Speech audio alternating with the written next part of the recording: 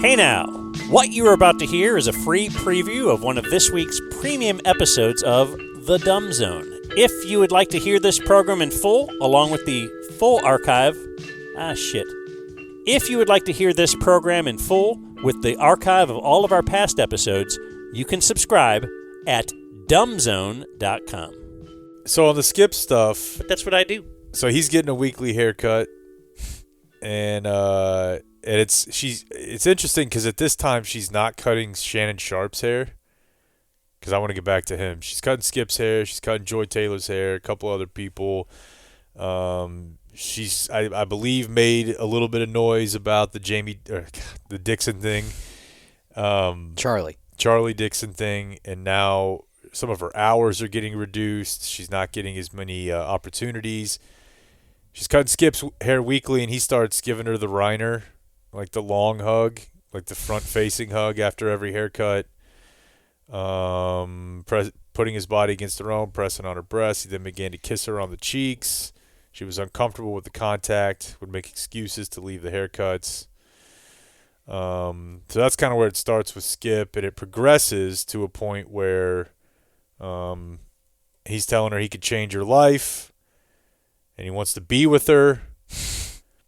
And she decides that she would try this tactic to get him to back off, because she had just had some sort of medical testing done, and there were early signs that she may have ovarian cancer.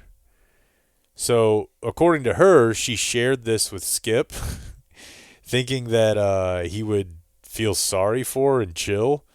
And again, his response was, "I want to be with you." That got me more horny. He's just a caring guy. Yeah. You're going to need somebody as you're dealing with chemo, radiation. Right. I'll be that guy. I want to be with you. So she again rebuffs him. She's grossed out. And then the next time, a week later, he makes another advance at her. She's Persian, by the way. Persian and I believe white. And she responded, "Skip, stop. You have a wife." To which Skip said, "Aren't you Muslim? Doesn't your dad have 3 to 4 wives?" Is that how that works? To which she said, "My dad is dead." Oh, no. When Mr. Bayless looked taken aback, she made an excuse to leave. But yeah, like, I mean, what if you're hitting your wife and she's like, "This is not okay." And he's like, "I know your dad hit your mom. Yeah. I know you've seen this before." I mean, I guess I could see him saying that, but that is a wild, in-the-moment thing of, don't you want to be part of a harem? You know, just like your dad had? And it's weird and, like, creepy old manish, because now he's, like, the dad in this scenario. Yeah. Let's get to the money. Yeah, so then this is the best part. Yeah, at that point, in that same span of a couple months, he just straight up offered her $1.5 million. Why? Why $1.5 million? Don't know. So he did sign like a $31 million. Is it 31 a year? No, but it was like a 4-year, $30 million. Yeah. She is hot. Very attractive lady. Yep. Maybe that's market value. And we learned that she can't get pregnant, so a little hotter now. Right? Yeah. Her insides are a rocky I mean, she place. had a child, but now... Right, yeah. now she's got all the cancer, and that's clearing the way for old Skip. Like, she thought that would turn him off. He's like, "Oh, this is perfect. I'm going raw. This is great." We'll bust. So now and apparently this is like the first figure thrown out. And that's why it's very hard to believe for me. Also, I don't make $31 million, so I don't know. Maybe if I did, I would be more flippant with it, and maybe I would also offer $1.5 million. Like, it just seems like a very odd number. It's an odd number. And it also seems to start way too high. Like, what if I bought you a house? Well, it is way too high, but I think probably the way this would work is it's sort of like it's like you pay Thrive to be a part of it, and then from there you don't pay $1.5 million every time. It's like, hey, look, I'm giving you. You're kind of on retainer. Yeah. You're my side piece now, and then. What if they don't mesh? What if it's not good? What if he doesn't like it? I'm pretty sure it's just I don't think that'll happen. Oh, okay. There's no chance that he doesn't like it? From there, like, he's paying for trips, he's paying for this or that, but it's not a series of $1.5 million payments. He's getting the testosterone pellets or whatever, right? No doubt. He's getting everything. Everything you can to extend your life. Yep.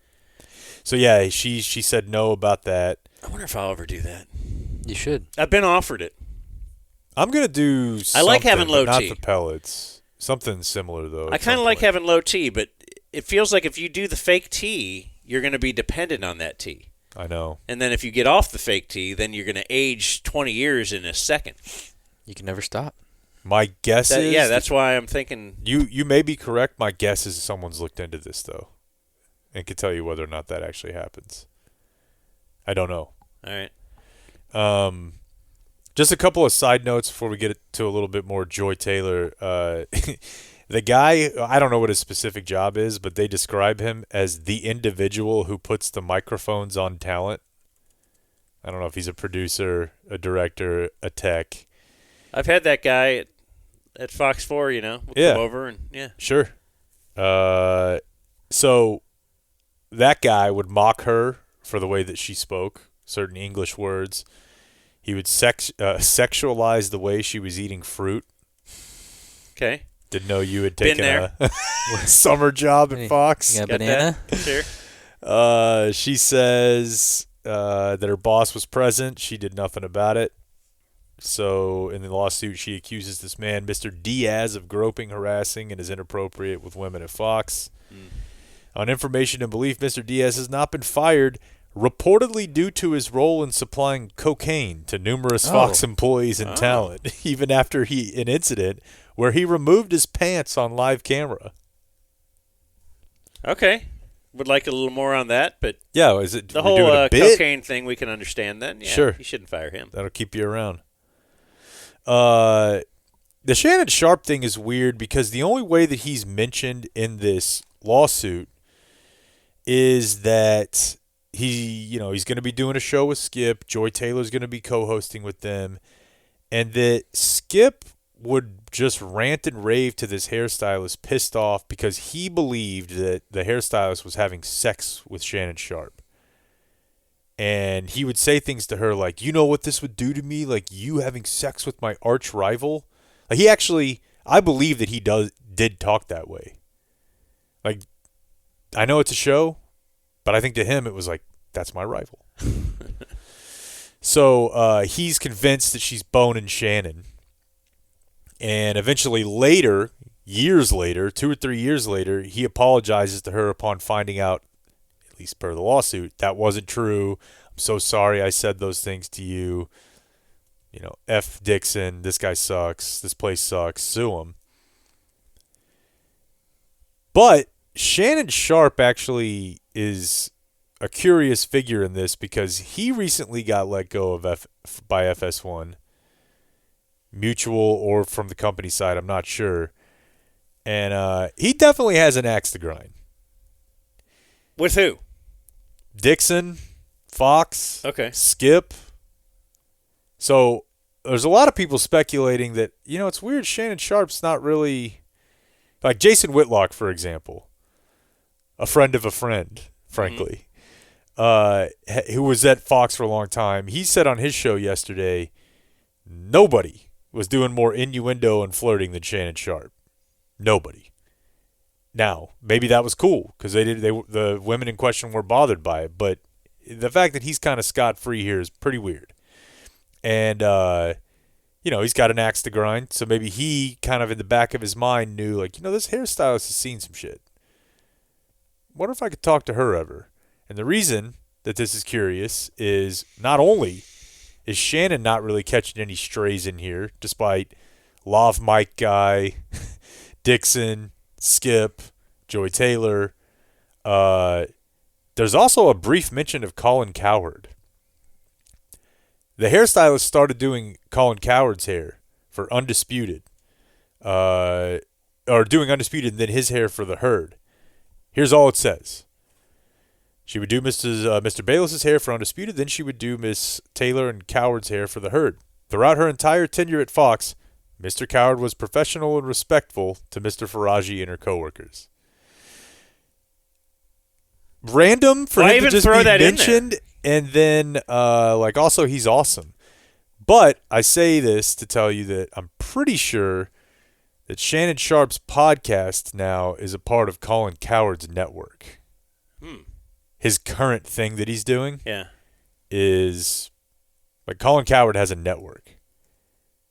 And he has brought on, The Volume is what it's called. He has brought on Shannon Sharp. So it's just weird that these are the two guys who are either barely mentioned, exonerated, or just flat out, hey, that guy's a good dude. Huh. There's some other funny parts in here to me, like the fact that Joy Taylor, once she really got annoyed with this woman, because she kept allegedly telling her, like, I don't think you should just be fucking everybody. Joy Taylor, who is, I believe, she's black. She has a black parent, white parent, I think, started saying that she needed a black hairstylist because Naraji didn't understand how to do her hair as a... That's a thing. Of course. But there are plenty of white people or white Persian people, females who do textured hair. As evidenced by the fact that she'd been doing Joy Taylor's hair for 7 years when she started making this complaint. Okay. So it's pretty clear she was fine with it before, and now when the heat got turned up, she didn't want to do it anymore. So the hairstylist legal team, to I guess spell out her bona fides, says she'd been working on textured hair for decades. She was hired to do the hairstyles of over 10 black background dancers in CeeLo Green's music video for Fuck You. Jeez.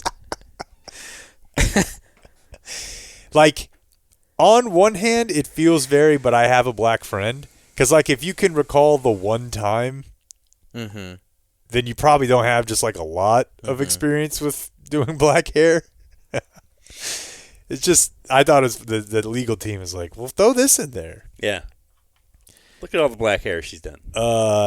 Yeah, and then there's a bunch of lines about things they would say to her that were offensive because she was Persian.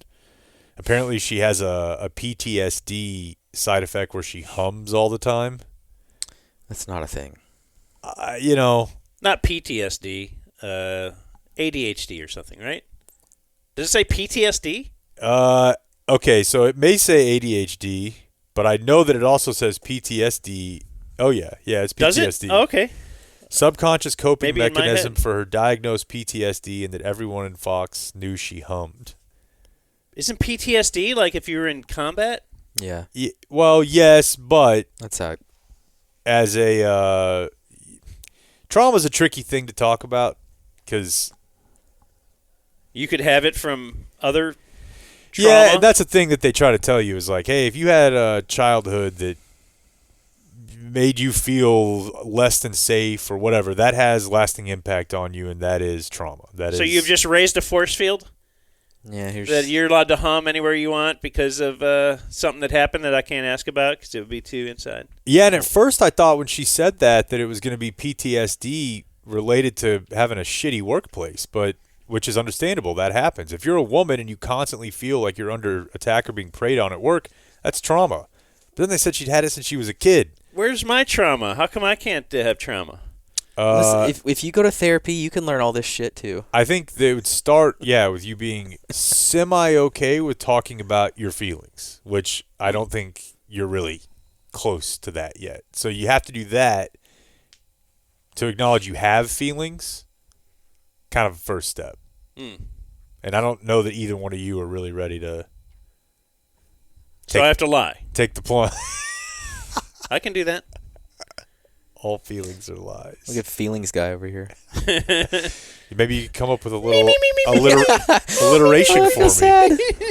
The feelings blank. I'm gonna write my feelings down. You're so mean. Blame everyone else but me. And then I could say I have PTSD and I have to sing out loud every time. The humming thing was weird, but the fact that they called her in and said, Hey, can you quiet down? we're gonna- Can't. Yeah, but we're filming here. What about my trauma? All right. Maybe that's what was happening in the back of the Jerry audio. Just a football player with CTE. He had PTSD. Yeah. He's like, oh, speaking of CTE, did you see CTE ESPN jumped in on this? oh, I did enjoy his picture. What did he have for the picture? He put Joy Taylor's face on the female cop's picture. The female cop that slept with all the other police officers. gangbanged? Yes. wow. I just saw him joking around about Jason Whitlock. I have a little Whitlock if you want to hear it. Okay. Whitlock does his thing. Used to be with Blaze, Glenn Beck's company. I guess he does his own thing. It's kind of a conservative. Hell, I don't know. Yeah. Okay. But he used to work with her. And also this edit cuts off really quick because it's just from Twitter. But here you go. How does she get that job? How does she even get that opportunity? Because she's got a big pair of cans, and she's, according to Sheen, she's willing to let people enjoy those big cans of hers. Okay, I have more, but it's just very matter of fact. Yeah. Big cans. Yeah, not like, she seems to do a good job. My Antonio Brown thing is that I saw him sparring with, is it Jameel Hill? Hill. Jamel Hill? Yeah. His tweet was, nobody wanted to fuck Jameel, huh? Damn. Hashtag CTESPN, and then she jumped in with a quote tweet of that. What was it? I feel like now I need to know. All right, I'll find that as you wrap this up. He also tweeted this, a picture of Bill and Monica Lewinsky saying Mr. Dixon and Joy Taylor. He had a good weekend. Whitlock continued. I know what I'm capable of. And that big rack of hers that she showed off constantly. It's just, and that peanut butter skin with that big rack. Like, Jay, keep your distance. Okay, so he's like, look, I couldn't look at her without wanting to pants DJ it. With that big rack. So matter of fact. She tweets a lot of stuff. People will do that. So I'm trying to find. Maybe it was fake. I don't think so. No, I very seriously doubt that. But anyways, yeah, that's and I don't know what's going to happen, right? I mean, it's a lawsuit. Maybe it just settles. It certainly makes the sudden departure of Skip and the canceling of Undisputed look different now. Because he was gone like weeks after all this came to a head. Let me ask you, court boys, a question. Like, this is just her side of things, right? Some of this could be really fabricated. Yes. Oh, yeah. For sure. It's like the Dak lawsuit earlier this year. Yeah. Or last year. And the reason they were so upset at the guys at 105.3, the fan, is because they had like the lawyer on that day, and so it's allegations that Dak was doing this, and this, and then, I mean, who knows? It could have been paid for and hushed up. Maybe it was real, but the thoughts were that it was just so outlandish it was nowhere near real. It was just a money grab. And what was it, $100 million you said? Yeah, something like that. And then, yes, the point was it was just you can do a lawsuit about anything, and it'll be in public record, and then you would have to, it would just be out there. Now, it doesn't mean not one of the things could be true, but you have filed the lawsuit. There will be some level of paper trail on like HR. Mm-hmm. You know, I mean, they say like, hey, these are HR reports that will be available. But at some point, you have to figure Skip and Joy Taylor at least are going to respond, like Jamel Hill did. So Antonio Brown, nobody wanted to F Jameel, huh? Jameel Hill's quote tweet, well, I wouldn't know anything about being community, but you do. Please share with the class what it's like to be passed around since you have so much experience. Boom! So I think his was funnier. Considerably, but is this about Antonio Brown having a bunch of kids? He just responded, really good comeback, Jameel. Damn, he's taking no losses. All right. Well, that's a great story. I mean, Yeah, 1.5 million. That's the one I'm fixated on. Yeah, I bet that happens. Not to that number. What I mean, I bet this. Think about like Michael Irvin at that hotel. Like, I'm wondering, why didn't she? Man. But like you said, maybe you think if you actually do a 1.5 million, are you signing up for constant sex? Yeah, you skip One-time Bayless. sex. I would have sex with Skip Bayless, I think, for 1.5 million in unmarked, non-sequential bills. But then, What about Bitcoin? Interesting. I do think 1 million is enough. I have a lottery story in the news for me to do it. But the thing is, like, you're probably going to get fired pretty soon after that. Perfect. Then it's not a long-term thing. That's not enough money to be like good for. You're a hairdresser. What does she make? They make more than you think out there. Really? But still, that's a decade. You have to, worth yeah, of- that's You think she pretty makes good. 100 grand? close to it. Close to it. Yeah, but- 100 grand in L.A.? Yeah. You're not living high on the hog there. Anyway. It's Skip Bayless's dick, though.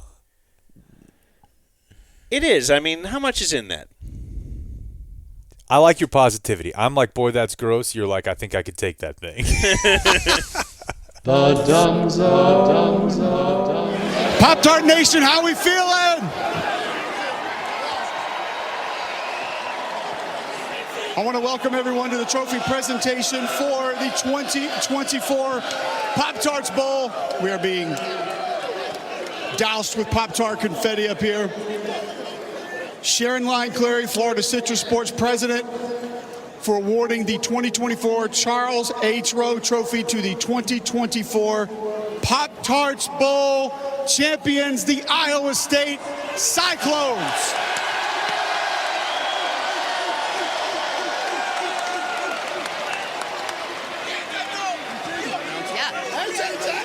On behalf of Florida Citrus Sports and Pop-Tarts, congratulations to the Iowa State Cyclones on winning the Pop-Tart Bowl.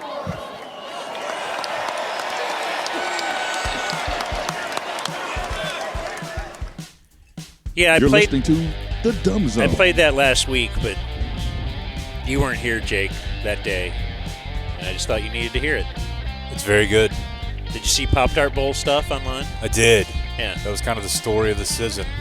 I kind of like it. Did you watch it with your family? Oh, yeah. I can't wait for Belichick to be in it next year. Hey, just a reminder, we are on TV. DZ TV is on channel 27. No puppet. More 27. Used to be my 27. Now it's more 27. But every night, Monday through Friday, at 9 o'clock, tune in and see us on the TV. Here's Jake with the Dumb Zone News. Oh, wait. I also saw a piece of news as we took a break. We have did you see the bet? Oh, yeah, okay. Is this Political bet? J.D. Vance and the cruise missile? Mm-hmm. Yes, Ted Cruz has challenged J.D. Vance to a UT versus Ohio State bet. Doesn't this mean Texas is going to lose now? It's not good. That sucks. It's not good. But at least J.D. Vance went to OSU. Right? Where'd Ted Cruz go? Like Harvard? Oh, really? Yeah, J.D. Vance went to Yale for law school, but Ted Cruz is a dork. Yeah. Princeton, then Harvard for the J.D. But he'll throw on Baylor, Houston, Texas A&M. It's a well. Don't you remember that's why somebody asked him about the Ted Cruz curse? Mm-hmm. And his publicist's response was, yeah, the Ted Cruz curse is anytime a Democrat takes on Ted Cruz. Take that loss. Let's start with...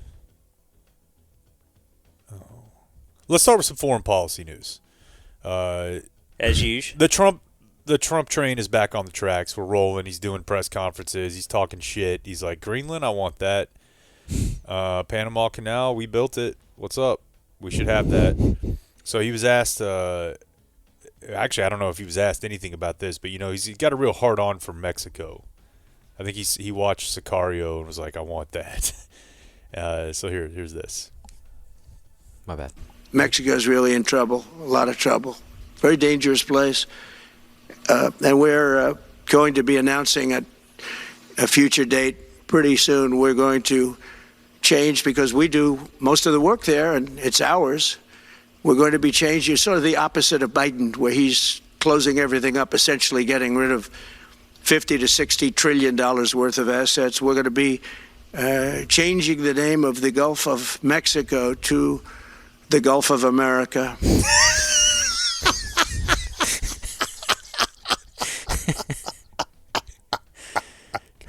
Got him. The Dumb Zone.